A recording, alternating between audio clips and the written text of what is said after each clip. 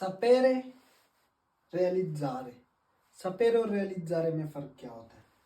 saputo, realizzato, इनमें फ़र्क क्या होता है? जब बहुत सी मालूमात आपके पास मौजूद हो जिन पर गौर व फिक्र करके आप एक नतीजे पर पहुँचे तो हम कहते हैं realizzare और realizzato। जब कोई एक मालूमात या एक इंफॉर्मेशन आप तक पहुँचे तो आप कहते हैं कि ओ सपूतो। मालूमात के आप तक पहुँचने के लिए सपेरे, बहुत सी मालूमात पर गौर व फिक्र करने के बाद किसी नतीजे पर पहुँचते हुए realizzare।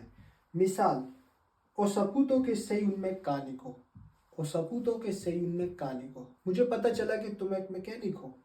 अब तुम्हें ये पता उसको देख के, वो मैकेनिक का काम कर रहा है, उसको देखकर आपको पता चल गया, एक इंफॉर्मेशन आ गई।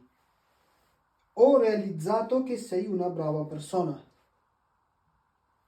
अब यहाँ आप किसी को देख कर नहीं आपको पता चल सकता कि वो एक अच्छा इंसान है।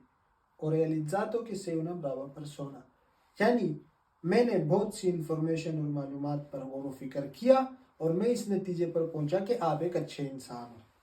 और realizzato के सही una brava